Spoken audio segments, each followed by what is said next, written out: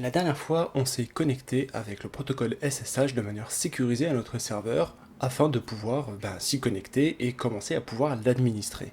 Ce qu'on va faire cette fois, on va rajouter une petite couche de sécurité, on va mettre en place un firewall, donc un pare-feu comme on en a dans les systèmes d'exploitation Windows, mais c'est beaucoup plus facile comme on va le voir sur les machines Linux. Si tu connais pas la chaîne et que c'est la première fois que tu regardes une vidéo de cette chaîne, elle traite de tout ce qui va être productivité et numérique afin de faciliter le développement personnel à travers les méthodologies qui gravitent autour du monde de l'informatique et du numérique dans lequel je baigne depuis maintenant quelques années. N'hésite pas, si le contenu te plaît, à t'abonner à la chaîne, c'est très important, ça lui donnera de la visibilité. N'hésite pas à liker les vidéos que tu aimes, à commenter également les vidéos, que tu les aimes ou que tu ne les aimes pas d'ailleurs, et active la cloche si tu veux être tenu informé des vidéos qui arrivent de manière régulière sur la chaîne. Donc je suis connecté, comme on l'a fait dans la vidéo précédente, donc j'ai mis depuis une commande Windows simple, j'ai mis SSH, le nom d'utilisateur, l'adresse IP de mon serveur. Pour le coup, l'utilisateur qu'on avait créé dans la dernière vidéo, c'était SI, et on s'était connecté donc à distance, et là maintenant ce qu'il faut faire, c'est donc passer en route, donc élever les privilèges, et on a dit puisqu'on était sur un serveur Debian, SU suffisait. Je mets SU, là il va me demander mon mot de passe, que donc je retape, et une fois que j'ai retapé mon mot de passe, je suis passé en route. Maintenant que je suis en route, je suis dans le dossier Home, donc dans le dossier SI de l'utilisateur SI. Ce que je veux, moi, c'est installer iptables. Alors, iptables, qui s'écrit de cette manière-là, iptables, c'est un firewall donc, qui va ouvrir des ports. En fait, tous les ports vont être fermés par défaut, et nous, on va ouvrir des ports pour les services que l'on va utiliser. On va ouvrir les ports pour les services qu'on va utiliser pour cette vidéo et pour les vidéos qui vont suivre. Donc on va ouvrir certains ports qui sont les ports qu'on ouvre le plus fréquemment sur les serveurs web. Si on n'ouvre pas ces ports-là, on ne pourra pas de l'extérieur accéder à ces services, à ces applications-là. Donc il faut bien comprendre que si par exemple on fait cette installation et qu'après vous installez quelque chose qui ne tourne pas sur un des ports qu'on va ouvrir ensemble, eh bien si ça ne marche pas, il est fort probable que le iptables bloque le port en question. Donc il faut vraiment à chaque fois qu'on fait une installation de quelque chose, voir sur quel port elle tourne et libérer le port. C'est la seule difficulté. Comme on va le voir après, on va créer un script qui va être lancé au démarrage du serveur et qui va nous faire ça de manière automatique. Alors ce qu'on va faire avant tout, c'est qu'on va voir si iptables donc, est installé sur la machine. Voilà. On a juste à taper iptables, ok, la version nous est mise, donc il n'y a pas de souci. Si il faut l'installer, c'est apt install iptables qui va nous installer en fait le service qui va nous permettre de faire ça. Là pour le coup, il me dit que en fait, il n'a rien upgradé, il n'y a rien de nouveau d'installer, rien à ajouter, rien à enlever puisque c'est déjà installé. Si je veux voir les règles en question, j'ai juste à faire iptables-L-v. C'est une commande que je vous mettrai dans la description. Hop, sans faute d'orthographe, c'est mieux. Comme ça, on va voir en fait quelles sont les règles qui sont dans les iptables. Alors, on va voir les règles de manière plus détaillée, mais en gros, voici les règles. Comme on voit, en réalité, il n'y a rien. Donc on va devoir nous définir quelque chose. On va devoir nous écrire ces règles à la main. Alors on peut soit les écrire directement dans la console, mais le problème c'est que ça ne va pas être persisté, c'est-à-dire que si on écrit la règle dans la console et qu'on redémarre le serveur, eh bien, il aura pris en compte, alors bien sûr il faut écrire la règle redémarrer iptables, et une fois que la règle sera prise en compte, elle sera appliquée, mais ce ne sera pas à chaque fois qu'on redémarre le serveur mis en place. Nous ce qu'on va faire, on va faire un script qu'on va lancer automatiquement en fait, qui va être exécutable et qui va s'exécuter à chaque lancement du serveur. Donc on va rendre ça de manière, on va le rendre automatique. On va donc se rendre dans etc. Hop, une fois qu'on est dans etc, on va aller dans init.d. Bien sûr, il faut s'y rendre. Et donc, alors oui. Si je mets le... En fait, pourquoi il m'a dit qu'il y avait une erreur? Parce que si je mets le slash devant init.d, c'est que en fait, c'est un chemin absolu, à partir de la racine. Alors que moi, là, j'étais directement j'avais directement accès au dossier. Donc là, si je fais cd le nom du dossier, il va directement dans le dossier. Je clear tout ça. Une fois que je suis dans le dossier, je regarde ce qu'il y a. Je vois qu'en fait, voilà, ici, c'est ce qu'il va y avoir comme scripts en fait qui vont être lancés comme daemon, lancés à l'initialisation. En gros. Donc en gros, moi, ce qu'il faut que je fasse là, c'est que je crée un nouveau script. Donc je vais tout simplement faire. Alors on va le faire en deux étapes. Je pourrais faire directement vim le nom du fichier, ça me le créerait. On va d'abord créer le nom du fichier, on va l'appeler firewall. Une fois qu'on a notre fichier firewall, on va l'éditer. Hop, une fois que j'édite firewall, il n'y a rien dedans. Donc ce qu'il va falloir que je mette, c'est une petite... je me mets en insertion, bien entendu, et je mets une petite commande au début qui est bin sh, si je ne me trompe pas. Voilà.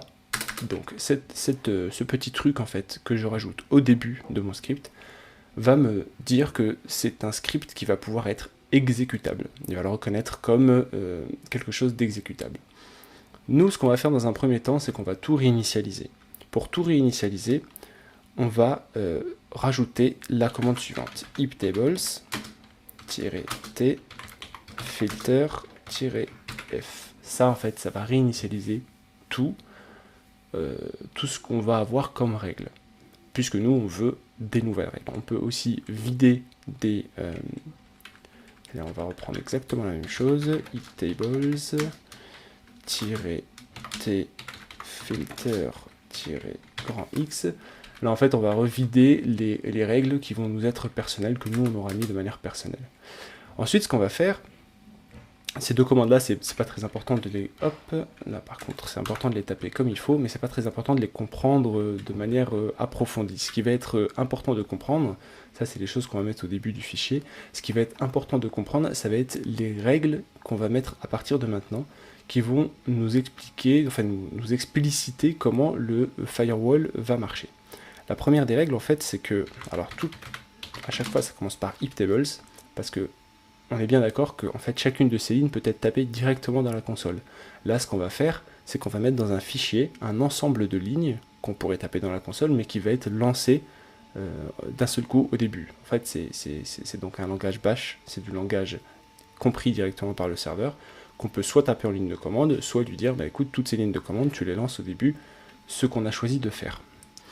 Donc là, je vais refaire encore un filter, donc je vais filtrer quelque chose, et là, en fait, je vais lui dire, ok, dans les ports entrants, c'est comme ça que ça s'écrit, hop, je bloque tout.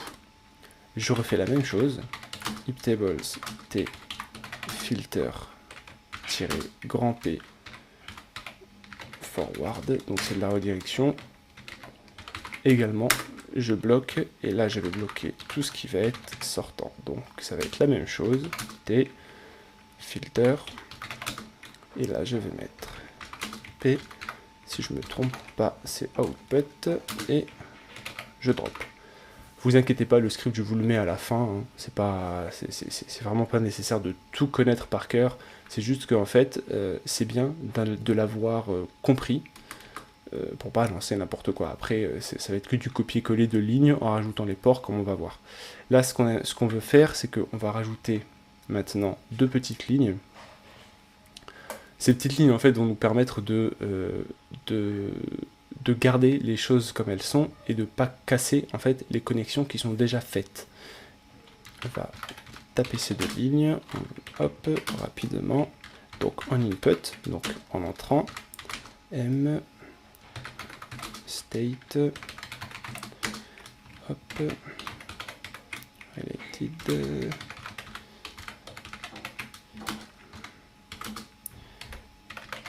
Ok, donc on accepte. Là, on va faire un gentil copier-coller parce que tout simplement, j'ai pas envie de tout me retaper. Hop. Ici. On met le curseur là. D'accord.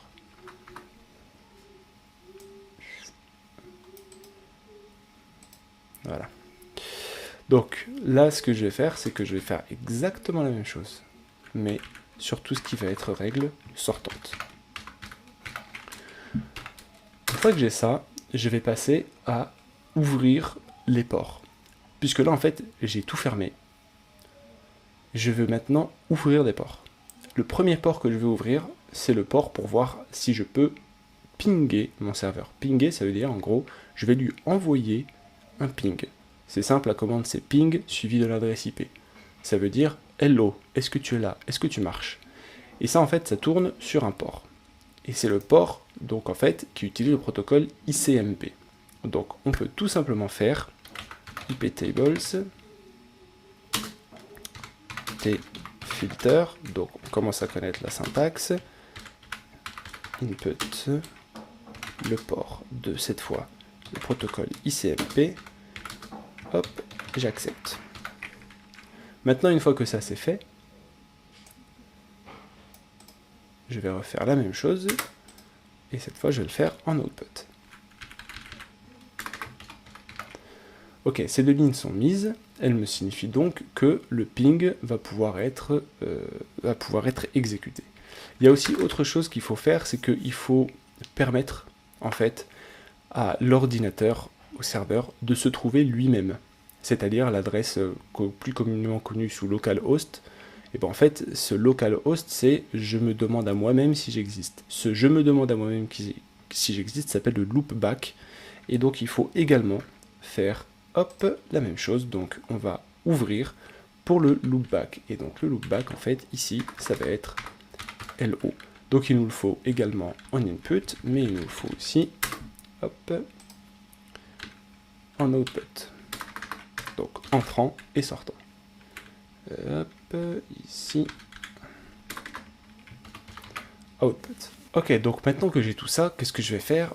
Je vais pouvoir me laisser une porte ouverte pour me connecter en SSH. Et pour me connecter en SSH, en fait, ça va vraiment pas être compliqué. Je vais refaire un peu la même chose, donc là j'ai fait un copier-coller. Ça va être du input, donc la même syntaxe, seulement ça va pas être du ICMP. Cette fois-ci, le protocole que je vais utiliser, ça va être du protocole TCP.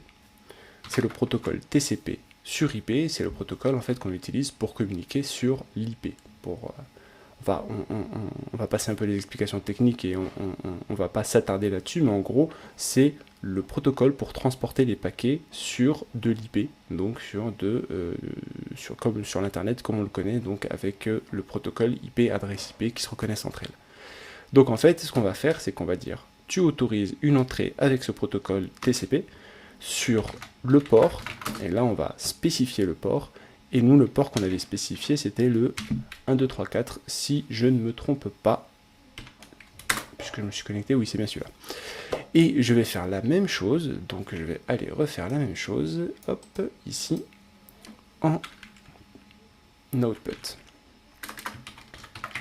Ok, donc maintenant ce que j'ai, c'est que j'ai la même chose que ce que j'avais. Je peux me connecter sur mon serveur, mais je peux me connecter uniquement sur le port de connexion et le pinguer. Tout le reste sera bloqué. Donc, quel que soit le port. Le problème, c'est que si je mets moi un serveur web, il ne sera pas accessible parce que le port sera bloqué de l'extérieur. Il y a aussi autre chose. D'abord, le serveur va utiliser deux choses. La première, c'est le DNS, la résolution de nom. Si vous avez un nom de domaine et que vous voulez que cette résolution de nom de domaine soit faite sur votre serveur, il va falloir ouvrir le port utilisé par le DNS. Ce port, c'est le port 53. Donc en fait, il va falloir exactement rouvrir ça en TCP sur le port 53 pour pouvoir avoir ici. Donc on va faire ça en TCP. Hop. Et ici, on va le mettre en output. Ce qu'il faut savoir aussi sur le DNS et la résolution de nom, c'est que ça utilise deux protocoles. Ça peut utiliser le protocole TCP, mais ça peut aussi utiliser le protocole UDP. Alors, si vous êtes intéressé par la différence entre le protocole TCP et UDP, chose très intéressante, vous pouvez me le mettre. Alors, il n'y a pas de CTRL V là-dessus. C'est hop, ici, on va le mettre en UDP et on va mettre le output. Donc je disais, c'est quelque chose qui est très intéressant, la différence entre les protocoles TCP et UDP. C'est deux protocoles qui ne sont pas utilisés dans les mêmes situations, mais qui ont des caractéristiques qui font la force de chacun. Si vous êtes intéressé par ça, on peut très bien partir sur une vidéo qui fait la différence, qui explique la différence entre le TCP et l'UDP. Mais là, pour le coup, on va essayer d'avancer un peu vite pour pas faire une vidéo trop longue. Une fois que je suis là, j'ai ouvert les ports donc nécessaires à la résolution de nom. Il faut que j'ouvre aussi un port nécessaire à la mise à l'heure du serveur avec les autres serveurs. Parce qu'en fait, il faut savoir que c'est aussi un autre domaine, le NTP. C'est la mise à l'heure d'un serveur en se synchronisant à des serveurs mères qui sont en fait synchronisés à l'heure exacte. Je crois que c'est l'heure atomique, si je me souviens bien du nom, qui est l'heure en fait la plus précise qui soit, et tous les serveurs sont synchronisés sur ces gros super serveurs pour donner l'heure. Donc en fait, il va falloir qu'on fasse une ouverture de notre port qui permet de synchroniser l'heure, et hop, on va le mettre uniquement en sortie. C'est donc sur un port UDP, et ce port UDP, c'est le port hop, 1, 2, 3, J, et on accepte. Et voilà, donc on a notre serveur configuré qui sait automatiquement se mettre à l'heure, donc on lui a ouvert le port pour se mettre à l'heure, qui sait automatiquement faire une résolution de nom si c'est un serveur web. Par contre, là pour le coup, on n'a pas encore l'accès utilisateur à ce serveur. Pour ouvrir donc l'accès à ce serveur aux utilisateurs, il y a deux ports qui sont très importants. Le premier port, c'est le port 80, c'est le port HTTP, et ensuite c'est le port 443, le port HTTPS. Donc on va rajouter ces deux ports ici, on va hop, filtrer les ports en TCP, donc parce que c'est du TCP, tout ce qui va être sur IP et qu'on utilise pour la connexion à un serveur web, ça sera du TCP. On va donc ouvrir le port 80. Une fois qu'on a ouvert le port 80, on va faire la même chose sur le port 443. Hop, ici sur le 443. On va rajouter l'input. Donc ici sur le port 80. Et la même chose ici sur le port 443. Alors, il faut savoir qu'il y a aussi un autre port qui est utilisé pour tout ce qui va être sécurisation du HTTP, ça va être le 8443. Donc on a un port ici, le 8443, qu'on va ouvrir également parce qu'il y a des applications web qui vont utiliser ce port, donc je vous conseille de l'ouvrir également. Ensuite, ce qu'on va faire, c'est qu'on va passer à des ports qui vont nous intéresser pour nos vidéos d'après. On va apprendre, donc dans la prochaine vidéo, à faire un serveur FTP. Donc un serveur FTP, c'est quoi? C'est un serveur de fichiers distant sur lequel on peut envoyer des fichiers et les récupérer à partir du moment où on s'y connecte. Ce qui est très pratique, par exemple, si je pars en voyage et que je veux avoir accès à mes dossiers de partout, soit je les mets sur Google Cloud, qui n'a rien d'autre que ça, soit en fait je les mets sur mon propre cloud, mon propre serveur FTP. Donc maintenant que je veux ouvrir mon port pour le FTP, ce que je vais faire, c'est que pareil, je vais ouvrir sur un port TCP, qui va être le port 20, mais également le port 21. Je vais ouvrir tout ce qui va être input, mais aussi hop, output. Donc on va commencer par le output, puisqu'on a fait pareil au-dessus. Hop, et ici, à la fin, on va faire exactement la même chose. Hop, en input. Donc voilà, on a ici une connexion qui est ouverte. Oui, alors il faudrait peut-être que je change le port 20, 21. On a donc maintenant une connexion qui est ouverte pour avoir ce qui va être entrant dans les ports de FTP. Alors il y a une petite ligne ici qui est ajoutée pour les serveurs OVH. Je la mets en commentaire. Si vous avez des problèmes par rapport à vos serveurs FTP, il faudra donc décommenter, c'est comme ça qu'on fait un commentaire, donc avec le dièse, il faudra décommenter cette ligne-là. Alors cette ligne-là, c'est mode probe IP contract hop, FTP. Après, on peut rajouter des règles pour tout ce qui va être les ports entrants et sortants si on veut faire un serveur mail. Bon là, ça commence à être quelque chose déjà d'un peu plus complexe, qu'on va pas aborder forcément dans ces premières vidéos. Mais là, on a suffisamment de choses pour pouvoir, en fait... hop, je vois que j'ai une faute ici. Donc, mais on a suffisamment de choses ici pour pouvoir travailler sur les prochaines vidéos. Ici, ce qu'il faut savoir, c'est qu'il faut tout d'abord sauvegarder, donc échappe ensuite .wq, on l'a vu puisqu'on est en Vim. Je sauvegarde ce fichier, et ensuite, ce qu'il faut que je fasse, c'est que je rende ce fichier-là exécutable. Pour pouvoir rendre ce fichier exécutable, en fait, ça va être la commande chmod. Je vais donc... comment je l'appelais déjà? Firewall, d'accord. Donc je vais chmod, ici c'est plus x, mon fichier, je vais lui donner chmod plus x, qui se situe dans etc init.d, c'est le fichier firewall. Donc là je vais donner le chemin complet. Donc là, hop, oui, c'est init. Donc voilà, il m'a rendu le fichier exécutable. Ok, donc maintenant ce que j'ai fait un petit coup de clear. Ce que je vais faire, c'est que je vais exécuter mon script. Donc pour exécuter le script, tout simplement, je lui donne le chemin, hop, init.d, et je dis firewall, je l'exécute. À partir du moment où le script est exécuté, donc voilà, il va le prendre en compte. Ok, donc l'exécution du script nous a déconnecté, puisque on a refait, on a réinitialisé le firewall, et donc on s'est retrouvé obligé de se reconnecter à notre serveur. Là je me suis reconnecté et je suis repassé en route. Maintenant ce que je vais vérifier, une fois que je suis là en route, je vais voir si dans mes iptables, en fait, mes règles ont bien été prises en compte. Et là j'ai juste à vérifier que, alors déjà j'ai pu me reconnecter en SSH sur le port 234 comme on l'avait dit, donc déjà c'est quelque chose qui a été pris en compte quand on a exécuté notre script. Et voilà, je vais avoir des nouvelles règles. Là je vais avoir toutes les règles en fait qui ont été prises en compte, les règles que moi j'ai écrites dans le script et que j'envoie au début. Donc on reconnaît nos 1, 2, 3, 4, nos ports HTTP, HTTPS et notre FTP. Que ce soit en input ou en output. Donc on a ce qu'il faut pour avoir un serveur sécurisé comme il faut. Alors une chose que je dois rajouter, pour les gens qui utilisent le serveur OVH, on peut rencontrer un problème.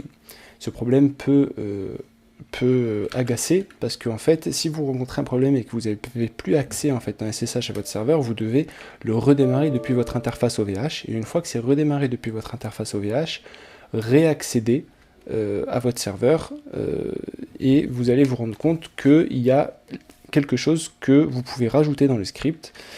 Alors on va éditer le script, c'est init.d, donc c'est le firewall. Moi j'ai rajouté cette ligne là.